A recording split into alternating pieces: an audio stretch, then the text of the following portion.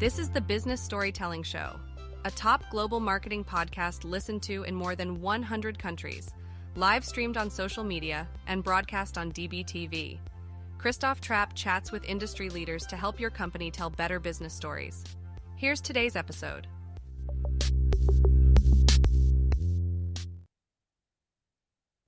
Let's go, business storytellers. Hey, how's everyone doing? Today we want to talk about how do we tell better stories in person, whether that's on a podcast or whether that's in a presentation, or, what's a presentation anyways? Is that just a couple people, or does it have to be 20 people, or does it have to be executives, or how do we even define that? But my point is, a lot of times we talk about all kinds of different types of storytelling, but we don't necessarily talk as much about how do we do it in person? How do we do it face to face, so to speak?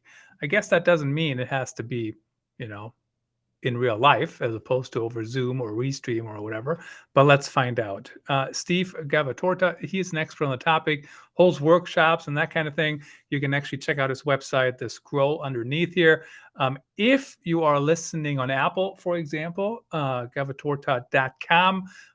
And of course, the video version is available over on Spotify. So let's get Steve on the show here, find out how do we tell better stories. Well, we have to bring our personality to the table. Steve, welcome. Pleasure to be here, sir. Nice to see you. So tell me about, we talk about storytelling all the time. And sometimes, it's the written word, sometimes it's visual, sometimes it's who knows what, but you focus on telling better stories really in front of people, right? So you have to bring your personality, I guess, to an extent and make it interesting. But what's like the anatomy of storytelling in that kind of setup? Yeah, not only do you have to bring your personality, but it's also imperative, something most people don't think about. You have to think about the personality of the people, or people, plural, peoples that you're presenting to, especially if it's a smaller environment as well, too. So, just essentially being able to convey a simplistic message that's not only leaving your lips, what you're saying, but it's resonating in the ears of the people you're connecting with, and really being able to make emotional connections through your presentation, through your story. Most people, when they're delivering a presentation, come from a self-serving perspective. They may not be understanding the needs and issues or opportunities of the people they're presenting to. So it comes from a self-serving perspective, number one. And I often say people tend to show up and throw up, if that makes sense. So they just start, just going through everything. I like a good presentation is a dialogue. It should be a discussion. It should be a two-way discussion, unless you're presenting to a large group of people in a room. But you should still be connecting dots between issues, opportunities, and interests they have, and how the message you're conveying is relevant to them. What's interesting to me about that is certainly I'm always trying to figure out who am I talking to, what's the audience. And certainly, there's a couple different ways to think about that, right? One is you're in a corporate environment and these are the people that are supposed to be in the meeting, but then some people don't show up. Some people are too late. Some people are not paying attention. What I'm saying? So you got that whole problem. We can maybe dive into that a little bit. And then when you have a conference, I've spoken at conferences before where sometimes they don't even know who exactly is listening. And sometimes even when they know, it's so wide ranging that it's actually really hard to massage your story to be highly relevant to every single person in that room. Mm-hmm. Mm-hmm. Yeah, I talk about it. One of the most important things about a good presentation, it needs to be impactful, both in the moment and thereafter too. And that one of the core workshops that I teach my clients about, it's called High Impact Presentations, telling the compelling story, making an impactful presentation, again, in the moment and afterwards. What I mean by that is to make it impactful then, so people are engaged, they're listening, they're emotionally connected. A good presentation gets emotions involved. They make an emotional, whether it's a business or a personal motive, emotional connection. So make it impactful in the moment, but make it simple enough if you have a leave behind, or if you're taping it and someone else watches this afterwards, or they have to review it again after you presented. make it so, for lack of a better word, stupid, simple, and impactful that they remember it afterwards too. In sales jobs, I always tell people, you go and present your capabilities, your product and services, your idea to a customer, you get a half hour, 15 minutes, maybe if you're lucky, an hour during a meeting with a key decision maker at a customer. Well, what people don't tend to think about is after you leave, guess what happens? Your competition comes in, or someone comes in afterwards. Then the proverbial poop hits the fan in this key decision maker's life afterwards, where they have to put out fire drills, deal with their job, answer to their supervisors, put out fires, whatever that is. So the message gets lost once you leave that door. The more impactful the presentation in the moment, the more memorable it is, and the more impactful it is after you leave, is a point of differentiation for people who are presenting, because they're the ones they're going to break through the clutter. They're the ones that are going to not only make the connection and be impactful in the moment, but they're going to set it up in a manner that their presentation is impactful afterwards. People are going to remember it, or they're going to be able to easily refer back to it via your presentation, your actual PowerPoint presentation, whether they're watching something that was recorded, or if they've taken notes and they're just pulling the key takeaways from what you presented. But how do you make it impactful? I think that's always that's the $1 million question perhaps. And the one thing I always like to do is I always try to pick on problems that I know most everybody has in my audience. So for example, when I'm talking at a marketing conference or a content conference, I can probably pretty safe bet that I can go, okay, what do you do when you're in approval hell? Anybody here ever in approval hell? And everybody raises their hand.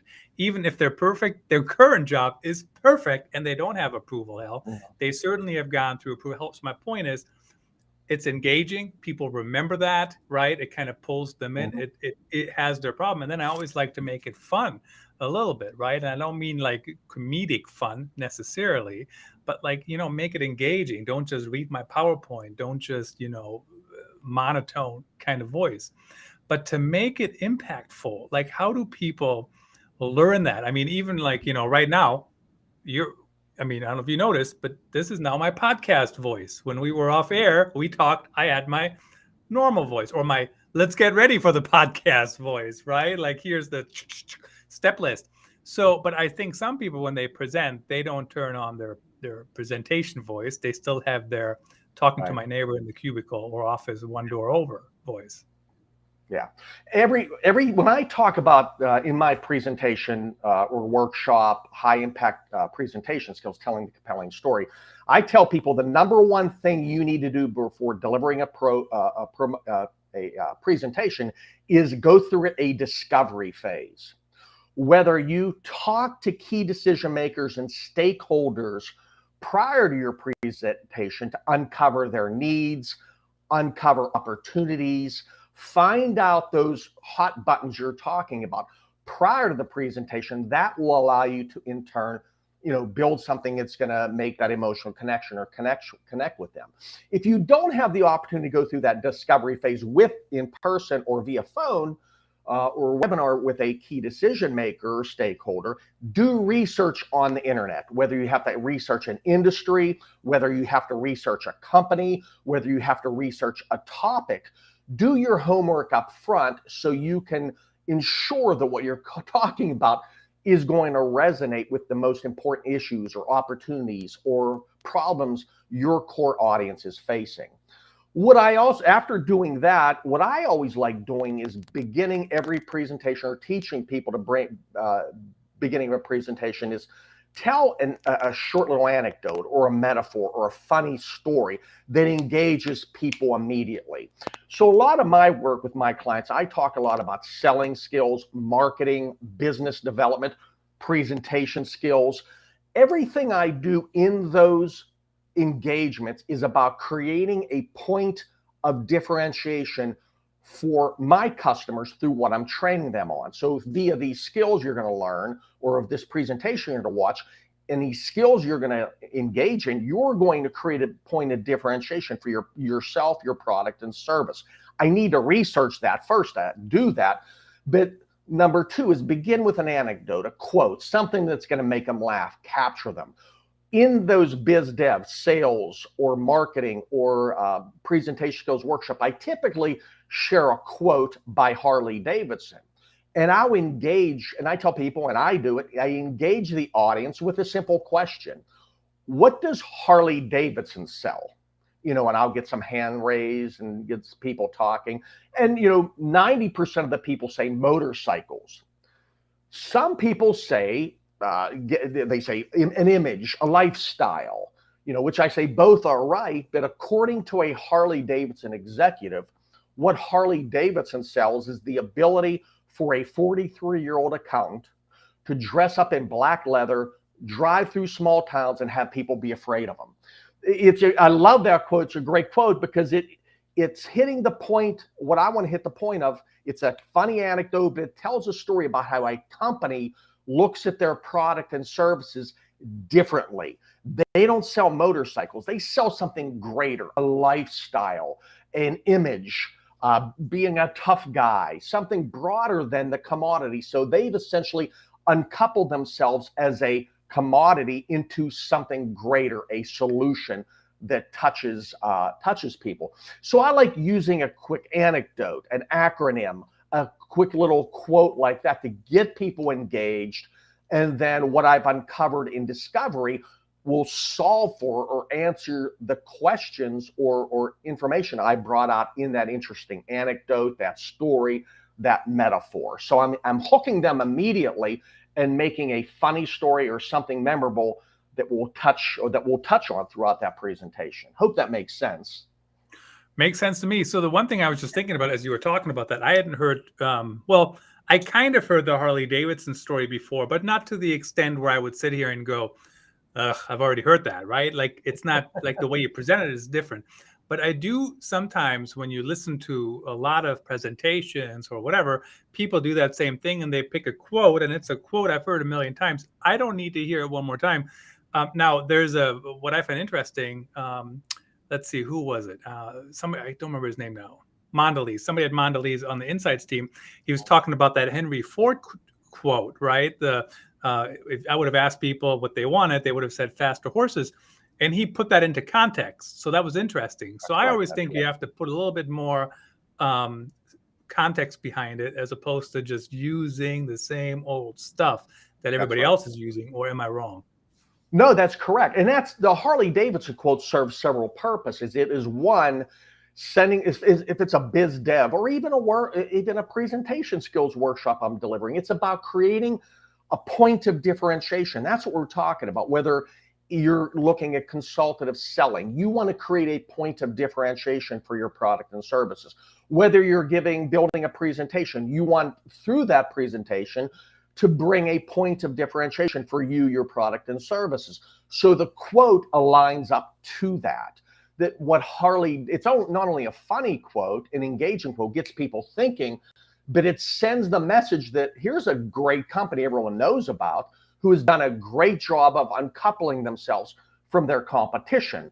That's what we're going to talk about today, helping you uncouple yourself from your competition through your product and services. Again, whether it's a selling skills presentation, a leadership skills presentation, whether it is a presentation skills presentation, it's about how can, through my message, create a point of differentiation versus my competition and leave an impactful message, not only in the moment, but afterwards as well, too.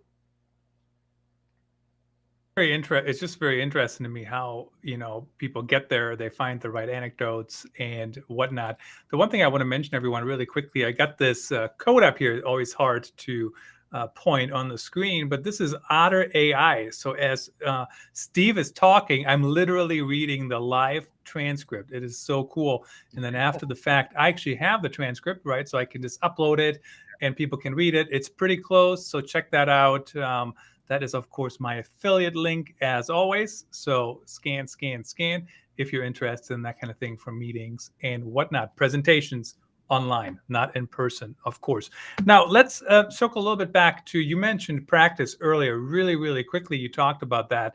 And, when I gave a lot of keynotes, sometimes it's kind of like, yeah, I practiced in my head, right? Or like some people, you see the stereotypical in front of their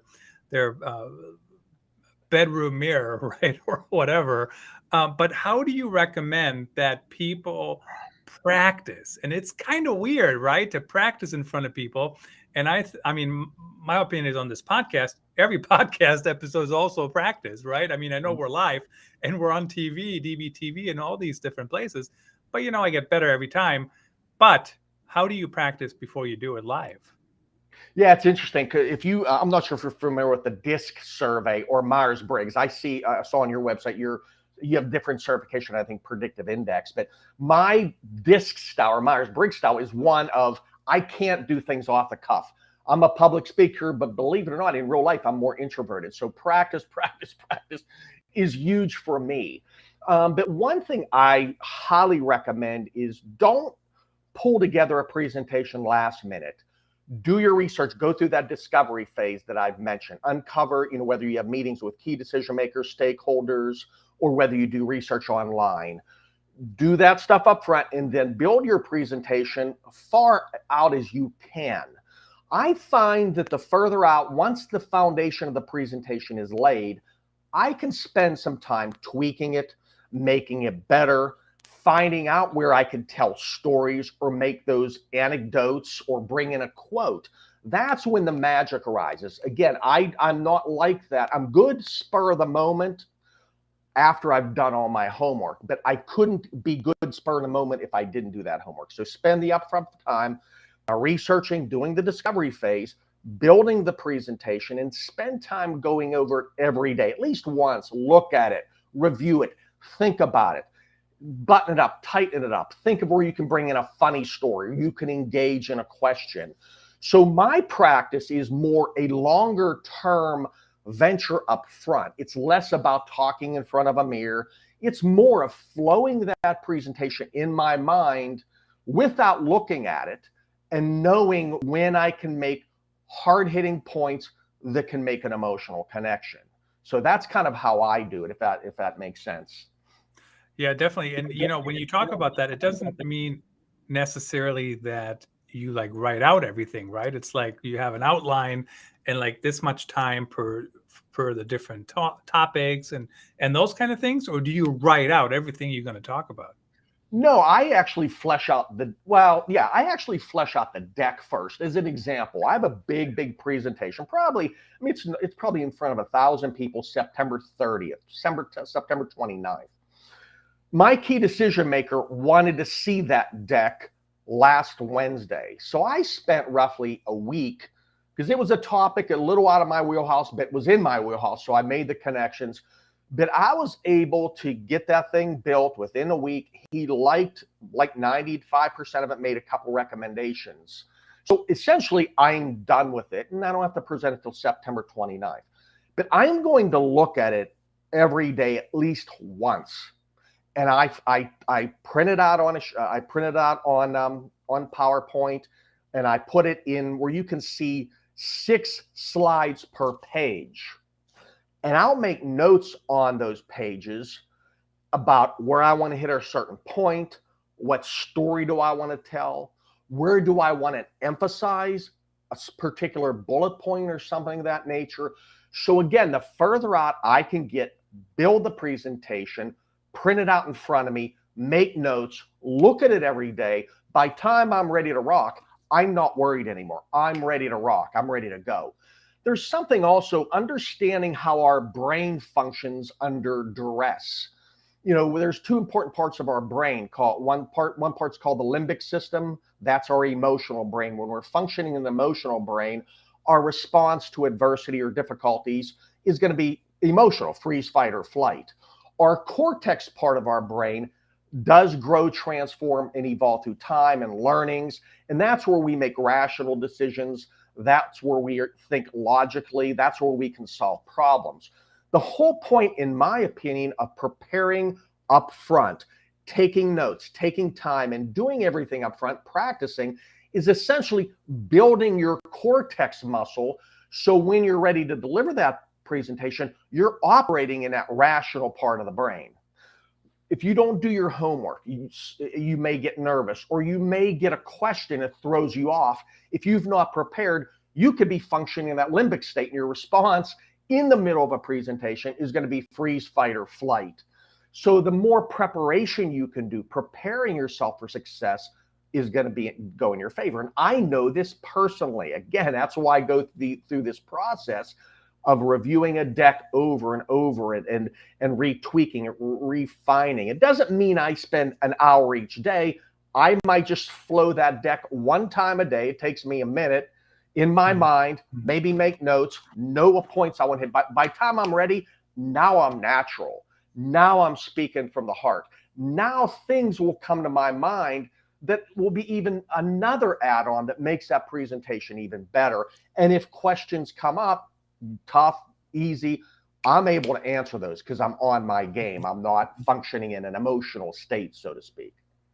You know, I think sometimes people underestimate how much preparation things actually take. I mean, even not that speaking is anything like playing a quarterback position in the NFL, but I was watching quarterbacks on Netflix, you know, and the preparation they go through, oh my God, just like the video they're watching is like the amount of time some of us do in their full-time jobs.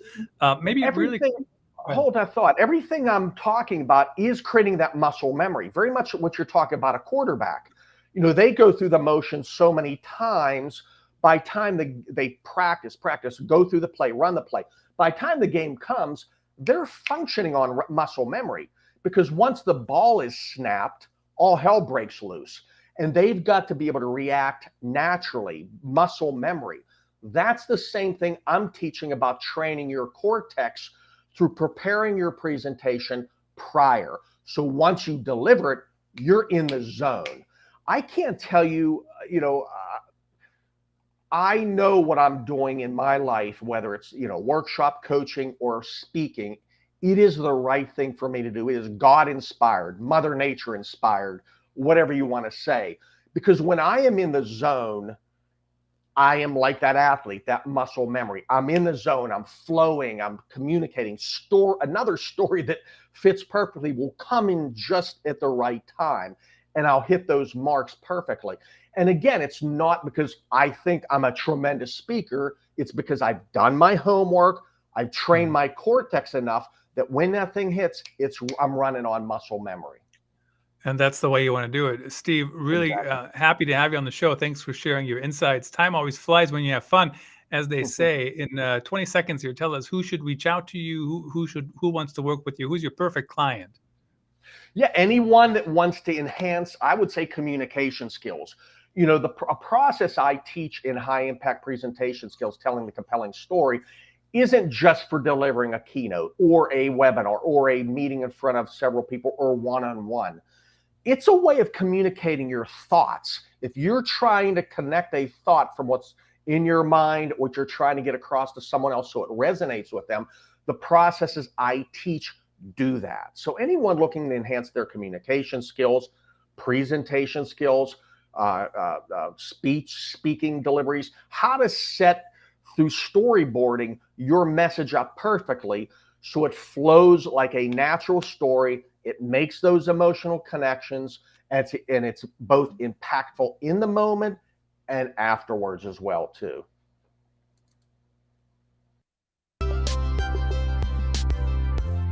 Thanks for tuning in. Please rate and review the Business Storytelling Show on your favorite podcast platform, and subscribe so you don't miss the next episode.